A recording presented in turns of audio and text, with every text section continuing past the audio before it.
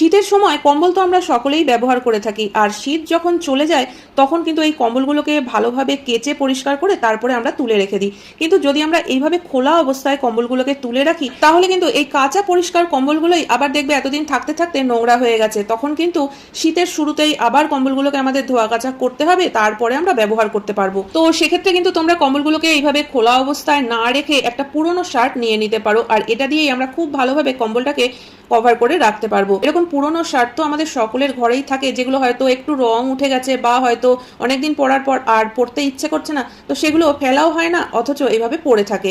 তো এরকমই একটা পুরনো শার্ট নিয়ে নিতে পারো, আর শার্টের যে হাতা দুটো রয়েছে সেটাকে কিন্তু প্রথমে ভিতরের দিকে করে নিতে হবে। তো এখানে আমি হাফ হাতা শার্ট ব্যবহার করেছি, তোমরা কিন্তু যদি ফুল হাতা শার্টও নাও তাতেও কিন্তু কোনো সমস্যা নেই, একই কাজ করতে হবে, হাতা দুটোকে ভিতরের দিকে করে নিতে হবে। আর তারপরে এইভাবে যদি কভার করে নাও তাহলে কিন্তু দেখবে খুব সুন্দর একটা কভার তৈরি হয়ে যাবে, কোনো রকম সেলাই বা কাটাকাটি কোনো ঝামেলাই করতে হবে না যদি আমরা এরকম একটা পুরনো শার্ট ব্যবহার করি। এখানে আমি একটা সিঙ্গেল কম্বল রেখে তোমাদেরকে দেখালাম, তোমরা কিন্তু চাইলে অনেক ভারী মোটা যে বড়সড় কম্বলগুলো হয় সেগুলোও রাখতে পারো।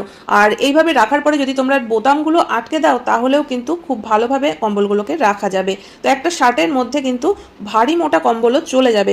ট্রিকটা অবশ্যই ফলো করে দেখো, আশা করি তোমাদের কাজে লাগবে।